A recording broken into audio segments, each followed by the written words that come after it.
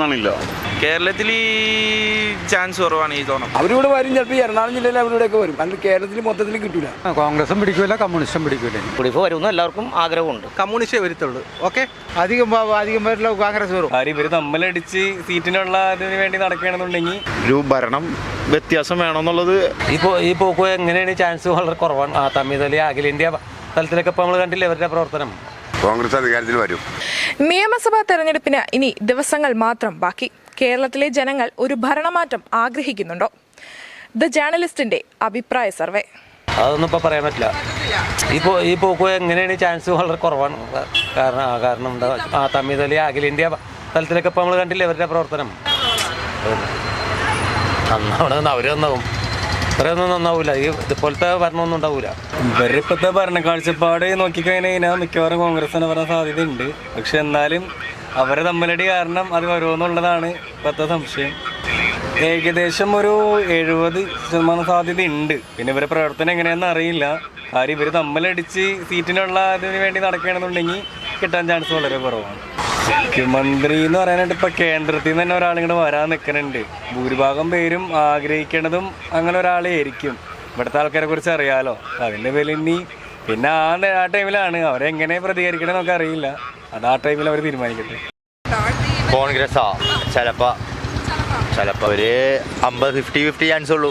ഇപ്പോഴത്തെ ഭരണം നല്ലതാണ്, കുഴപ്പമില്ല. ഇവിടെ നല്ലതെന്ന് പറഞ്ഞില്ല, വരുമെന്ന് തോന്നണമെന്നാണ് ഞാൻ പറഞ്ഞത്. കോൺഗ്രസ് അധികാരത്തിൽ വരും. എൻ്റെ പൊന്നാശാൻ അതെങ്ങനെയാണ് പോയി കിട്ടിയാൽ മതി. അരി മേടിച്ച് പോകാം. ബുദ്ധിമുട്ടാണ്, അങ്ങനെ ഇരിക്കേണ്ടതാണ്. ഏതാണ്ട് 90% ഉണ്ട്. മുഖ്യമന്ത്രീനെ ഇപ്പോൾ അതിൽ തിരഞ്ഞു പിടിക്കണം. അല്ല, ഇപ്പോൾ പറയാൻ പറ്റില്ല ആരാന്ന്, ഉറപ്പാണ്. യു.ഡി.എഫ് സർക്കാർ അധികാരത്തിൽ വരുമെന്ന് വെച്ച് കഴിഞ്ഞാൽ കത്തിപ്പോൾ LDF ഭരിച്ചുകൊണ്ടിരിക്കണു. എല്ലാവരും സപ്പോർട്ട് LDFിനാണ്. യു.ഡി.എഫ് വരുമെന്ന് എല്ലാവർക്കും ആഗ്രഹമുണ്ട്. സാധ്യത എന്ന് വെച്ചാൽ ഇപ്പം നല്ലൊരു ഇതിലുണ്ടാവും, നല്ല ഇത് വർക്കിങ്ങാണ് ഇപ്പം നടക്കണത്. പിന്നെ ഞാനിപ്പോൾ ഒരു കോൺഗ്രസ്സുകാരനാണ്. LDF പറ്റുമെന്നുള്ള എനിക്ക് ആഗ്രഹം. LDF വന്നാലും ഇപ്പോൾ കമ്മ്യൂണിസ്റ്റ് വന്നാലും ഭരണം നന്നായിരിക്കും. തെറ്റില്ലാത്ത രീതിയിൽ പോയെന്ന് പറയണത്. എന്നാലും കുറേ അഭിപ്രായങ്ങൾ വ്യത്യാസങ്ങളുണ്ട് ഇല്ലേ, ശരിയല്ലേ? അതുകൊണ്ട് നല്ല ഭരണം പറ്റുമെന്ന് പറയാം. ഏത് UDF ആയാലും BJP ആയാലും കമ്മ്യൂണിസ്റ്റ് ആയാലും നല്ല ഭരണം വന്നാൽ ജനങ്ങൾക്ക് ഗുണമുണ്ടാകും. ശരിയല്ലേ? വരാനും വരാതിരിക്കാനും സാധ്യതയുണ്ട്. ഒരു 40% പറയാൻ പറ്റില്ല.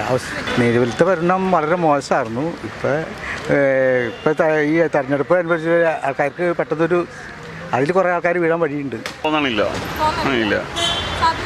സാധ്യതയില്ല, ഇല്ല, കുഴപ്പമില്ല എന്നുള്ളതാണ് എൻ്റെ ഒരു ഇത്. പ്രശ്നങ്ങളുണ്ട്, എന്നാൽ തന്നെയും കുഴപ്പമില്ല.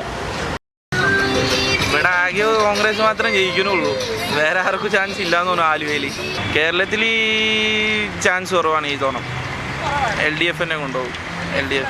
അതെ, നമ്മുടെ സപ്പോർട്ട് ഉണ്ടാവും, സാധ്യത ഉണ്ടാവും. ഒരു 80% വരും. 90%. ഒരു ഭരണം വ്യത്യാസം വേണമെന്നുള്ളത് അനിവാര്യമുള്ള അതിൻ്റേതായ ഒരു വ്യത്യാസം. അതിപ്പോഴും തീരുമാനത്തിലല്ലാത്തൊരു കാര്യം തന്നെയാണ്. കൃത്യതയില്ല. അതിലേക്ക് ഇനിയൊരു ചൂട് പിടിക്കുമ്പോഴാണ് നമുക്ക് അതിൻ്റേതായ വ്യത്യാസം അറിയാൻ പറ്റുള്ളൂ. വരും ദിവസങ്ങളിൽ നമുക്ക് അതിൻ്റേതായ തീരുമാനം അറിയാൻ പറ്റും. വരാൻ ചാൻസ് ഉണ്ട്. ഒരു 75. എനിക്ക് പറയാനില്ല, പക്ഷെ എന്നാലും കമ്മ്യൂണിസ്റ്റ് വരത്തുള്ളൂ എൻ്റെ ബലമായത് ഉള്ള കാര്യം തുറന്ന് പറയാം. ഞാനൊരു കമ്മ്യൂണിസ്റ്റ് പാർട്ടിയാണ്, മാവേലിക്കരയല്ല. Okay, yes. ഞങ്ങൾ അരുണ്, രാജേഷ് എല്ലാവരും ഞങ്ങൾ അവിടെ നിന്ന് ജയിപ്പിച്ചു. അതുകൊണ്ട് ഞങ്ങൾ കമ്മ്യൂണിസ്റ്റേ വരത്തുള്ളൂ. ഓക്കെ, നാടൊന്നും ഭരിക്കില്ല, കേരളത്തിൽ വരില്ല. വടക്കേ ഇന്ത്യയിൽ മൊത്തം വരില്ല. പിന്നെ അതിൽ കൂടുതൽ കേരളത്തിലും വരില്ല. കേരളത്തിൽ വന്നാലേ ഇവർ വന്നു കഴിഞ്ഞാൽ ഇവർക്ക് ഭരിക്കാനെന്ന് പറഞ്ഞുകൂടാ. ഇവർക്ക് ഈ ആളുകളെ കൂട്ടി നിർത്താനോ യോജിപ്പിക്കാനുള്ള ഒരു കഴിവില്ല. അത് മൊത്തത്തിൽ ഇല്ല, ഇവരുടെ കോൺഗ്രസിൻ്റെ ആർക്കുമില്ല. എല്ലാവർക്കും അധികാരം കിട്ടണമെന്നുള്ള അധികാരമോഹികളാണ്. എല്ലാവർക്കും അധികാരവും കിട്ടണം, കതിരിട്ട് കിടന്നിട്ട് കാശുണ്ടാക്കാനും വേണം. ആ ഒറ്റ ജോരമായിട്ട് അവർ നടക്കും.